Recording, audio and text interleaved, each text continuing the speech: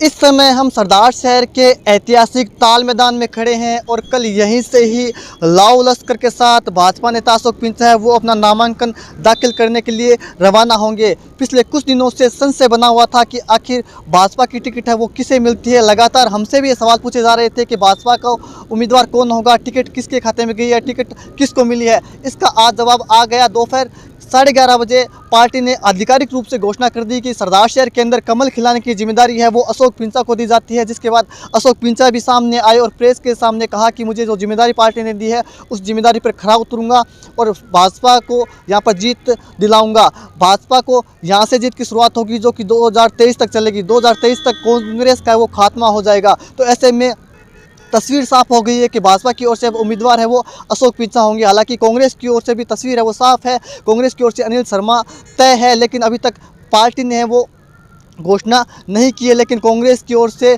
17 तारीख को अनिल शर्मा है वो अपना नामांकन दाखिल करने जाएंगे। इससे पहले कांग्रेस के अनिल शर्मा है वो एक बड़ी रैली करेंगे स्थानीय राजीव गांधी खेल मैदान के अंदर। उसके अंदर कांग्रेस के तमाम जो बड़े नेता हैं, सीएम अशोक गहलोत है, गोविंद सिंह डोटासरा है, इसके अलावा जो मंत्री हैं, जो तहसील जो जिले के जो विधायक हैं वो सभी उसमें इस रैली के अंदर शामिल होंगे। उसके बाद अनिल शर्मा है वो नामांकन दाखिल करने के लिए लेके जाएंगे। लेकिन आज कांग्रेस और भाजपा दोनों की नज़रें सरदार शहर के जाट विकास परिषद में चल रही जाट समाज की बैठक पर रही।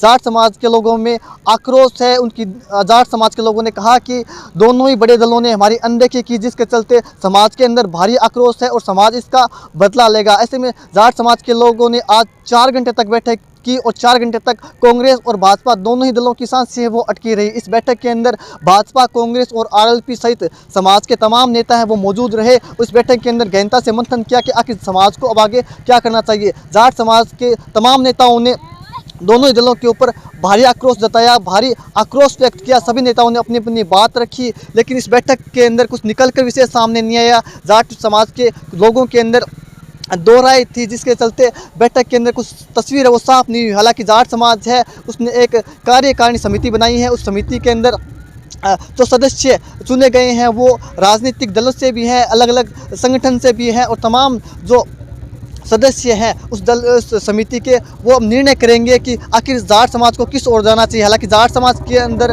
जाट समाज के पास बहुत ज़्यादा ऑप्शन बचते नहीं है। जाट समाज के पास देखें तो सिर्फ 2 ऑप्शन बचते हैं, जिसमें से एक ऑप्शन है कि या तो वो निर्दलीय उम्मीदवार अपना उतारे या फिर आरएलपी जो उम्मीदवार अपना उतारती है उसका समर्थन करें। इसके अलावा जाट समाज के पास तीसरा कोई ऑप्शन अभी है नहीं। लेकिन हमने इस बाबत जो जाट समाज के अध्यक्ष हैं डीसी सारण साहब, उनसे हमने बात की तो उन्होंने कहा कि हमारे पास बहुत सारे ऑप्शन हैं, टिकटें मिल जाती है लेकिन टिकटें वापस भी हो जाती है। तो वो अभी भी उम्मीद लगाई हुई है कि कल को भाजपा की ओर से अभी भी उनके किसी समर्थन उम्मीदवार को टिकट मिल सके। आज जाट समाज के नेताओं का अपना दर्द छलका। उन्होंने कहा कि 90,000 के करीब जाट समाज के यहाँ वोटर्स हैं, लेकिन सबकी अनदेखी की गई। हमसे कुछ किसी ने पूछा तक नहीं। तो ये कहीं ना कहीं जाट समाज का अपमान है। उन्होंने अपने अपमान से इसे जोड़ दिया। उन्होंने कहा कि कहीं ना कहीं दोनों ही दलों ने हमारा अपमान किया है, जिसके चलते जाट समाज में भारी आक्रोश व्याप्त है और जाट समाज है वो इसका बदला लेगा। तो ऐसे में कल है वो तस्वीर सामने हो जाएगी कि जाट समाज आखिर किस ओर जाएगा। और लेकिन जाट समाज जिस भी ओर जाएगा कहीं ना कहीं दोनों ही राजनीतिक पार्टियों के लिए काफ़ी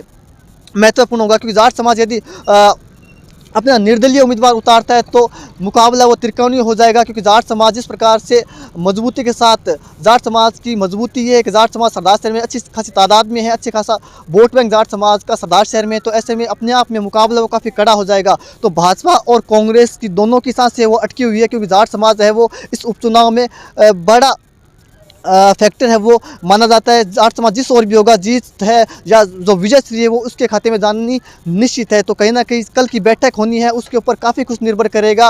और आज भी 4 घंटे तक मैराथन जाट समाज की बैठक चली, जिसके अंदर तमाम जो दोनों ही बड़े पार्टियों के नेता थे, चाहे कांग्रेस की बात करें तो कांग्रेस की ओर से जो नगरपालिका अध्यक्ष राजकरण चौधरी वो थे, जो तारचंद सारण थे वो थे, कृषि मंडी चेयरमैन इंदिरा सारण थे, इसके अलावा तमाम जो ईश्वरराम डूडी थे, इसके अलावा तमाम जो कांग्रेस के स्थानीय जाट नेता वो थे। इसके अलावा भाजपा की ओर से बात करें तो भाजपा की ओर से शिवचंद साहू है भाजपा नेता वो थे। इसके अलावा पूर्व प्रधान सत्यनारायण सारण थे, सुशीला सारण थी। इसके अलावा तमाम जो भाजपा के नेता थे वो इस बैठक में थे। और आरएलपी के भी तमाम नेता शामिल थे, जिनमें हम सावरमल जाखड़ की बात करें या फिर राकेश चौधरी की बात करें, तमाम जो आरएलपी के नेता हैं वो भी थे। तो आप ये मान के चलिए कि सरदार शहर के जाट विकास परिषद में आज जाट समाज का महाकुंभ हुआ, जिसके अंदर मंथन हुआ 4 घंटे तक। हालांकि इस मंथन में बहुत कुछ निकल कर नहीं आया, लेकिन इस मंथन से कल है वो तस्वीर साफ हो जाएगी कि जाट समाज आखिर किस ओर जाता है। जिस ओर भी जाट समाज आएगा वो मजबूत होगा। तो भाजपा का ये प्रयास रहेगा कि जाट समाज को कैसे भी करके मनाया जाए। इसके अलावा कांग्रेस अभी वेट एंड वॉच की स्थिति में है। कांग्रेस भी इस स्थिति पर नज़र बनाए हुए है। अभी आरएलपी का प्रयास है कि जाट समाज है वो आरएलपी के पक्ष में चला जाए। तो ऐसे में आरएलपी भी अपनी ओर से कोशिश कर रही है। आरएलपी ने आज भी पता नहीं खोला। हालांकि कयास ये लगाए जा रहे थे कि जैसे ही भाजपा का उम्मीदवार घोषित हो जाता है तो आरएलपी है वो आज अपने पत्ते खोल देगी, लेकिन आरएलपी आज फिर शांत रही। आरएलपी ने आज फिर अपने पत्ते नहीं खोले, क्योंकि अब आरएलपी की भी नज़र है वो इस बैठक के ऊपर है। बैठक आखिर क्या निर्णय लेती है उस पर भी आरएलपी का ये चुनाव है, उसके ऊपर काफ़ी कुछ निर्भर करेगा। तो कहीं ना कहीं ये बैठक जो आज जाट समाज की हुई, उसके ऊपर सरदार शहर की नज़र थी। इस बैठक के अंदर कांग्रेस और भाजपा दोनों ही दलों की नज़र थी, क्योंकि ये बैठक है वो काफ़ी अहम है सरदार शहर के उपचुनाव की दृष्टि से देखें तो। और वहीं कल है वो भाजपा के अशोक पिंचा वो नामांकन दाखिल कर देंगे। 10 बजे का उन्होंने समय रखा है। 10 बजे सभी कार्यकर्ताओं को बोला गया है कि ताल मैदान पहुंचे। यहाँ से है वो गांधी चौक जाएंगे और गांधी चौक से फिर नामांकन करने के लिए उपखंड कार्यालय अशोक पिंचा जाएंगे। तो कहीं ना कहीं आज का पूरा दिन है वो राजनीतिक घटनाक्रम वो चलता रहा। शुरुआत बीजेपी से हुई, जहाँ पर अशोक पिंचा की टिकट फाइनल हुई। इसके बाद में जो है वो जाट समाज की बैठक पर पूरा फोकस केंद्रित चला गया। उसके बाद शाम होते होते कांग्रेस की ओर से एक कार्यकर्ताओं की बैठक बुलाई गई है विधायक निवास पर। तो वो काफ़ी अहम है। उस बैठक के अंदर कार्यकर्ताओं को अनिल शर्मा वो संबोधित करेंगे। अब से कुछ ही समय बाद है वो अनिल शर्मा है वो कार्यकर्ताओं की बैठक है वो लेंगे। वहीं एक और जहां कांग्रेस है वो मजबूती के साथ अपनी दावेदारी कर रही है और कांग्रेस नेता अनिल शर्मा वो लगातार गांव देहात के अंदर तूफानी दौरे कर रहे हैं और कांग्रेस के पक्ष में माहौल बना रहे हैं, कांग्रेस के पक्ष में वोट मांग रहे हैं। तो वहीं प्रचार की दृष्टि से देखें तो भाजपा वो भी पिछड़ी हुई नज़र आ रही है। भाजपा की ओर से प्रयास प्रचार गाँव के अंदर या शहरी क्षेत्र में शुरू नहीं किया गया, लेकिन जैसे ही नामांकन हो जाएगा, आज टिकट फाइनल हो गई, तो भाजपा की ओर से भी अब प्रचार है वो शुरू कर दिया जाएगा। तो ऐसे में सरदार शहर की राजनीति वो काफ़ी गर्म है और देखने वाली बात ये होगी कि 5 तारीख को सरदार शहर की जनता है वो किसके नाम पर मोहर लगाती है और 8 दिसंबर को क्या परिणाम रहते हैं। आप बने रहिए दिव्य न्यूज़ के साथ। लगातार आपको हम दिव्य न्यूज़ के ऊपर सरदार शहर की तमाम छोटी बड़ी खबरें देते रहेंगे। आज सरदार शहर विधानसभा उपचुनाव को लेकर समाज की बैठक थी। मूल मुद्दा ये था कि विधानसभा क्षेत्र में जाट समाज की इतनी बड़ी संख्या होते हुए भी जो प्रमुख पार्टियां हैं, राजनीतिक पार्टियां हैं, उन्होंने समाज को इस कदर अवॉइड किया, इस कदर अनदेखी की कि इससे पूरे समाज में बहुत रोष है। और दिन भर आज 4-5 घंटे जो चली मीटिंग, उस मीटिंग में पूरी विधानसभा क्षेत्र के लगभग हर गांव और हर मोहल्ले से, जो रतनगढ़ वाला क्षेत्र है उससे भी सब लोग आए और उन्होंने अपना रोष, अपनी राय मशविरा, अपना रोष व्यक्त किया कि ऐसा कब तक चलेगा। हम एकजुट होकर के इन राजनीतिक दलों तक ये बात पहुंचाना चाह रहे हैं कि आप लोकतंत्र में ऐसा नहीं कर सकते, रिपीटेडली नहीं कर सकते। पिछले 30 साल में आपने कभी भी इतना बड़ा समाज है जिसके 80,000 वोट हैं, 80,000 प्लस हैं। हमने एक एक घर का सारा वो सर्वे करवा रखा है। 80,000 प्लस वाले इतने बड़े समाज को राजनीतिक दल जो है उनसे बात ही नहीं कर रहे हैं। तो लोकतंत्र में मेरे ख्याल में जो मत है वो सबसे बड़ा जवाब है। और इस बार हम सब लोगों ने दिन भर का जो मंथन था उससे इस मुकाम पर पहुंचे हैं, इस निर्णय पर पहुंचे हैं कि ऐसा कुछ करेंगे कि राजनीतिक दलों तक जयपुर और दिल्ली और वो जो बाड़े बना रखे हैं उन्होंने और जो वो स्वयंभू बने हुए हैं, उन सब को हम जवाब देने वाले हैं।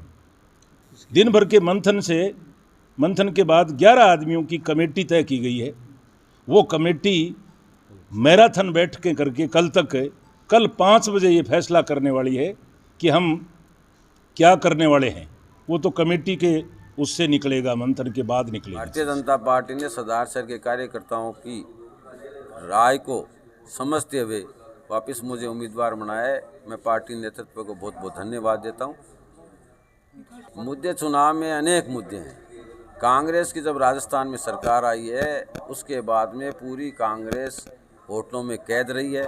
दो नेतृत्व के बीच में लड़ाई होने से उन्होंने केवल मात्र सरकार बचाने के लिए अपना समय व्यस्त किया है। हर विधायक को खुली लूट करने की खुली छूट दे दी। विधायक विकास के काम का ध्यान नहीं देकर अपने व्यक्तिगत कामों की ओर ध्यान दे रहे हैं। इसलिए राजस्थान प्रदेश इस सरकार बनने के बाद में बहुत पीछे चला गया।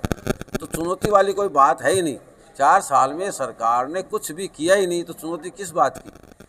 जो कांग्रेस के प्रत्याशी यहाँ अनिल शर्मा बनाए गए हैं, वो 2 साल से राजस्थान सरकार ने उसको मंत्री का दर्जा दे रखा है, लेकिन 2 साल में विकास का काम कोई भी कराया हो तो आप जाके पूछ सकते हैं। अभी भी मैंने गाँव में जो प्रचार करने के लिए जा रहे हैं तो ये कह रहे हैं कि मेरे पिताजी के मैं अधूरे काम पूरे करूंगा। जब सरदार शहर की जनता ने 7 बार का समय उनको दे दिया फिर भी काम अधूरे हैं, तो मेरे हिसाब से अनिल शर्मा से वो पूरे भी नहीं होंगे।